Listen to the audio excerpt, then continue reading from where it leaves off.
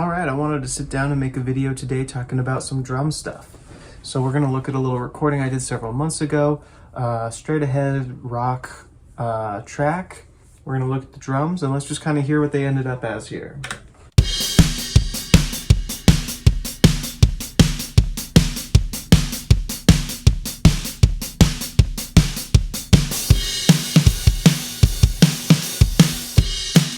Okay, so we'll take a look here and go through each of these tracks. So since this was a kind of stripped down garage rock thing, we kept the drums really simple. We've got a kick drum, kick in, kick out, snare top, snare bottom, a mono overhead mic, and then a stereo pair of overhead mics that, if we look at the automation, get brought in and out of the song, just to give the drums some extra width. So let's go to the mixer window here, and we're gonna look at what we got going on. So the kick drum is really pretty straight ahead. We've got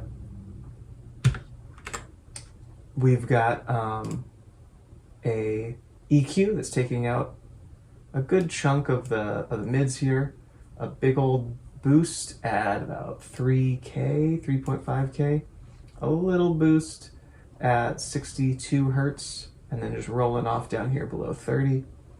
Got a little bit of compression going on, a trigger, which is giving us a lot of the attack, a lot of the clickiness of the kick, and then another little compressor here.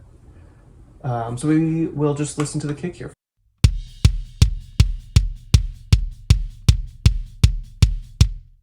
The kick out really didn't get used a whole lot, but let's listen to that.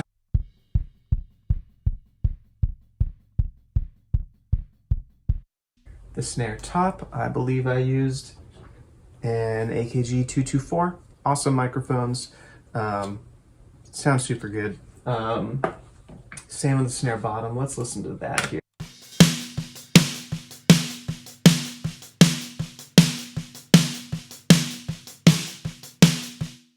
And similarly here, we've got a little bit of compression going on here, but nothing too crazy. Doing kind of a medium fast attack, pretty fast release. And I was probably also, when we recorded it, hitting the input with this DBX compressor. We've got a trigger here as well, set to 54%. The overhead, let's go listen to that single mono overhead and get a feel for that.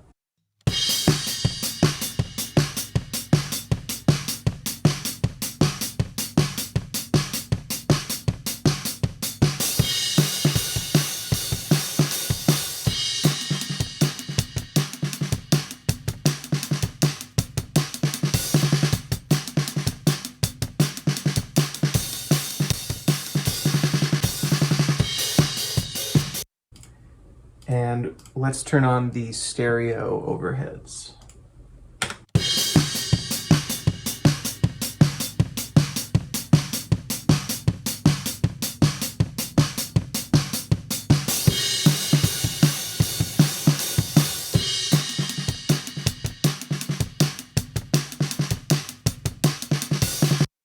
The idea with the stereo overheads being that I just felt like in kind of the instrumental sections, we needed something to widen it up. And you could do that with a lot of things. You could do a melody line, maybe that kind of makes things feel wider, or instrumentation. But I also wanted the crash hits to just feel nice and wide for those sections.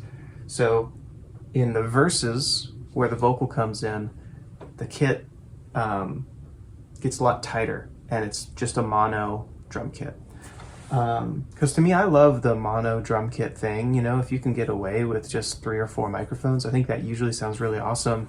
But then as we were recording, the band thought, and I thought, oh, it would be cool if we could just widen this up on kind of these sections that don't have a vocal that's really taking all your attention, but we also didn't have, you know, a melody in another instrument taking over. So the drums got to kind of carry a little more weight and be a little bit wider.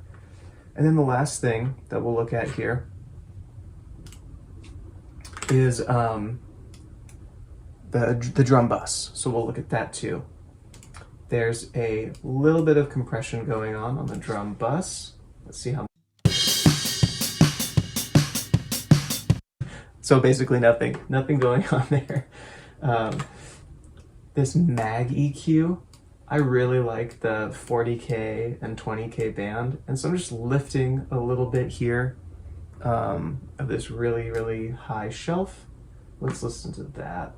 Turn it off first.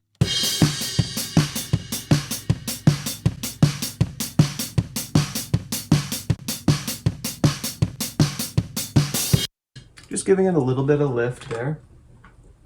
And then I've got this running through an insert here, and it's going to these two DBX compressors. Let's take a look at these DBX compressors. So these DBX 163s are really super fun compressors. They're actually the first compressor I ever used, I think, back when I was like 15 or something like that. And they're awesome for certain things and pretty bad for other things. But what's really cool is that it's just got one slider, right? Less compression and more. It's just a more knob, which I think is super fun. So I've got the whole drum bus running through these two, left and right. I'm gonna turn it off, and then I'll turn it on here. So let's start with it off.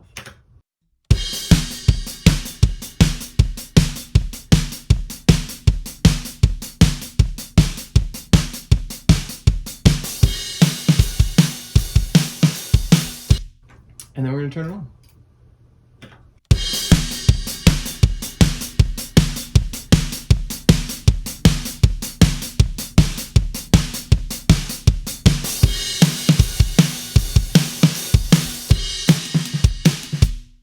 Now, I will note that I've got the mix set at 40% here. So let's hear what it sounds like at 100%.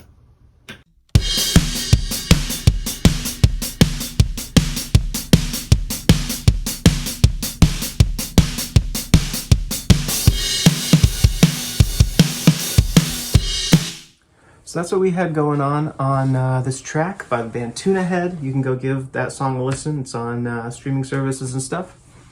And yeah, if you got any questions, shoot them my way. If you want some tips or advice on recording your drums, I can do my best, or point you in the direction of someone that might even have a little more suggestions for your particular, style or genre. So yeah, hit me up. Hope you're doing well.